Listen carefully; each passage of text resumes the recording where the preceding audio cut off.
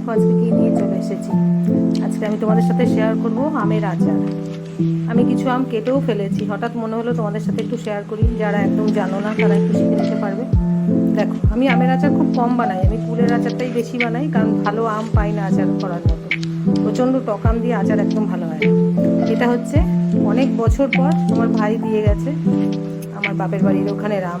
আমার ছোটোবেলার আমের স্মৃতি প্রচুর আছে, তবে এই বোম্বাই আম গাছ এখন আর নেই আমাদের ওখানে, একদমই প্রায় ভেঙে গেছে, পড়ে গেছে, গাছ পড়ে মরে গেছে, এরকমই হয়েছে। এটা হচ্ছে বোম্বাই আম, যে আমটা একদমই টক কম। আমি বোম্বাই আর হিমসাগর দিয়ে আচার বানালে প্রায় 5-7 বছর পর বোধহয় আমি আমের আচার বানাবো। আমি কুলের আচারটাই 4-5 বার বানাই। দেখো, এটা হচ্ছে বোম্বাই আম, বেশ বড় সাইজের আম ভাই দিয়ে গেছে। এই আমগুলো দিয়ে আমি আচার করবো। প্রায় 3 কিলো আম আছে এখানে। আমি অর্ধেকটা কেটে ফেলেছি, বাকি অর্ধেকটাও পরিষ্কার করে কেটে ধুয়ে এটাকে একটু নুন হলুদ মাখিয়ে রোদে একটু শুকিয়ে নেবো একদিন, তারপর আমি আচারটা তৈরি করব। দেখো, আমগুলো আমি একটু নুন হলুদ জলে ভিজিয়ে রেখেছি, কারণ আমটা কাটলে পরে একটা কষ বেরোয়, তো একটু কালচে ভাব হয়, এটা একটু ভিজিয়ে রেখেছি। এবার আমি জল থেকে সব তুলে নিয়ে তারপর ঝুলটায় করে রোদে দিয়ে আসবো। দেখো, আমার আমগুলোয় সব নুন হলুদ মাখিয়ে নিচ্ছি সুন্দর করে, একদম ভালোভাবে নুন হলুদ মাখানো হয়ে গেছে। এবার আমগুলো ছাদে আমি পেপার পেতে রোদে দেবো, মোটামুটি ঘন্টা 3 রোদ হবে। রোদ হয়ে যাওয়ার পর তোমাদের আমি আবার দেখাবো। দেখো বন্ধুরা, কালকে আমি বলেছিলাম আমের আচার শেয়ার করব, তাহলে আমার তো কালকে খুব ভালো রোদ ওঠেনি, আমটা শুকাতে সময় লেগে গেছে। দেখো, আমটা এখন শুকিয়ে কতটা কমে গেছে, তাও খুব বেশি শুকায়নি, যতটা শুকিয়েছে এবার ঠিক আছে। এবার আমি আচারটা তৈরি করব। দেখো, এখানে আমি মশলা নিয়েছি, বেশি পরিমাণে নিয়েছি মৌরি, অল্প 5 ফোড়ন আর 2-3টে শুকনো লঙ্কা।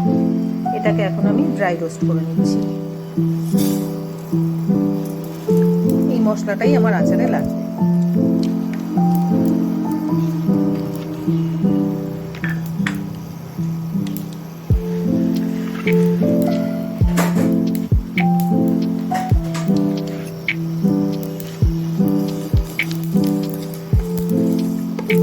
আমের মিষ্টি আচার করলে মৌরিটাই সব থেকে বেশি লাগে, মৌরি ফ্লেভারটাই বেশি ভালো লাগে। আমি 3টে শুকনো লঙ্কা দিয়েছি। মশলাটা বেশ চটবট চটবট করে বেশ আওয়াজ হচ্ছে, গন্ধ বেরোনো শুরু হয়ে গেছে। এবার আমি অফ করে মশলাটা ঢেলে নেব, তারপর একটু ঠান্ডা হলে গুঁড়ো করবো। এবার আচারটা তৈরি করব। এবার দেখো, আমি কড়াইতে সর্ষের তেল দিয়েছি আর একটু 5 ফোড়ন দিয়েছি। এবার দিয়ে আমি আমটা ভাজবো।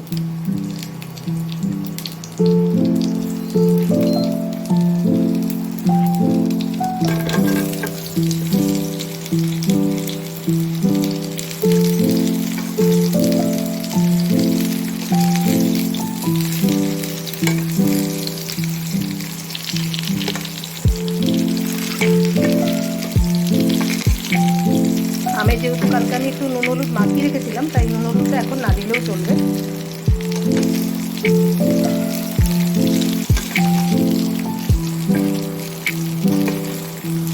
খুব বেশি না, অল্পই ভাজা হবে, তারপর আমি দুধটা দিয়ে দেবো।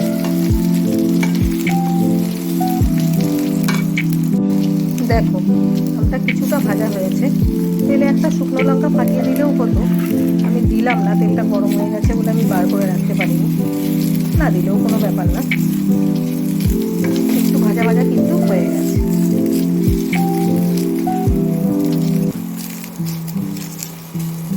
এইবার আমি গুড় দেবো।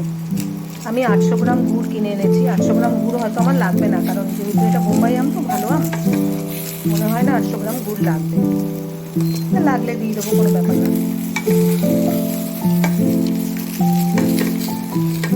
এবার গুড়টা আমি হাত দিয়েই তুলে দিই।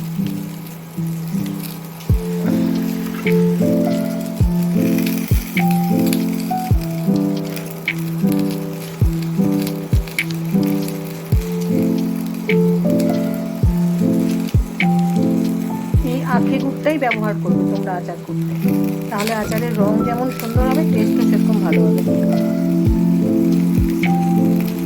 বাজারে আরেকটা গুড় পাওয়া যায় চাকা চাকা, ওই গুড়টা আমি কোনোদিন ব্যবহার করি, ওটা ভালো হয় বলে আমার মনে হয় না। নোনতা নোনতা গুড় ওটা।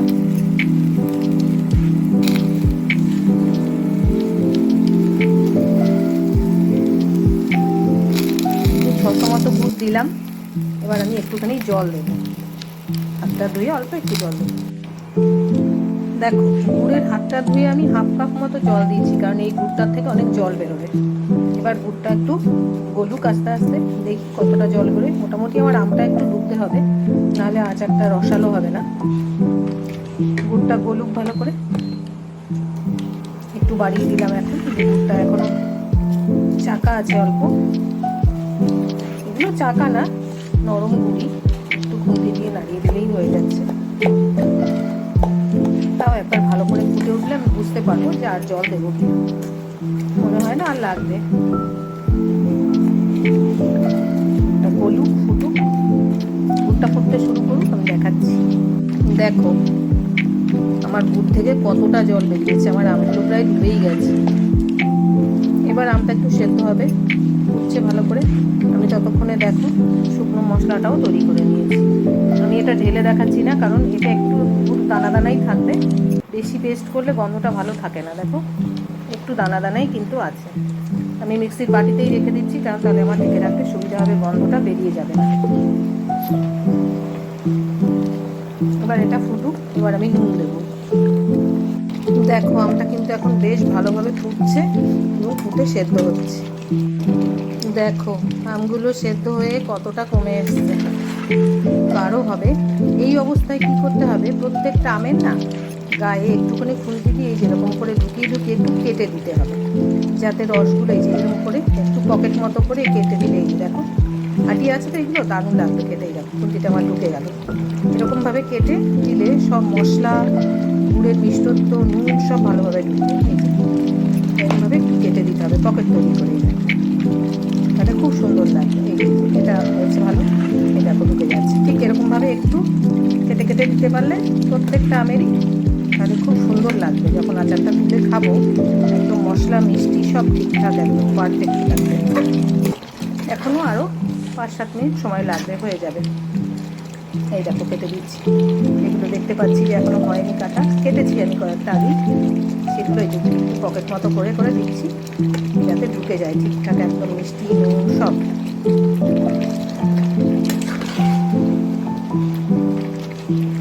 দেখতে পাচ্ছেন দারুণ কালার আসছে।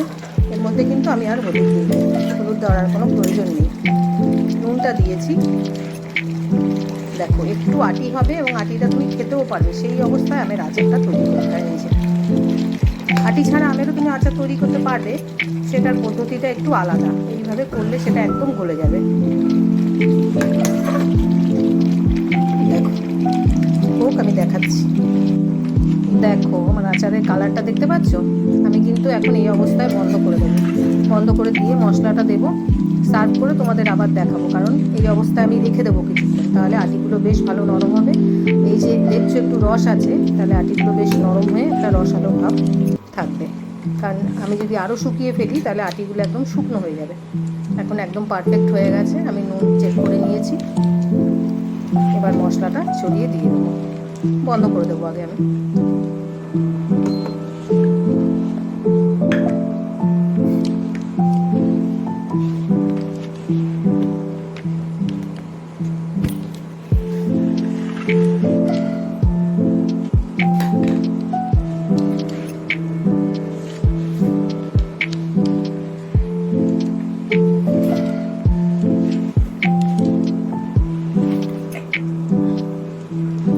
মশলাটা দিয়ে এখন ঢাকা দিয়ে রেখে দেবো কিছুক্ষণ।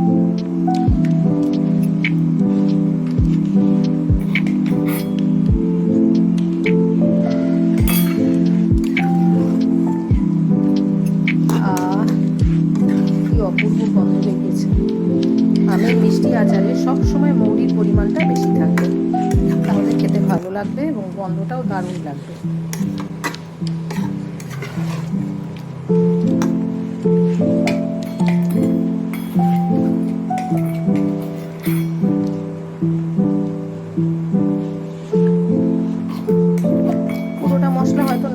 পারি। অনেকটাই মশলা দেখছি, এখন আপাতত আর দেবো না, অনেকটাই হয়েছে।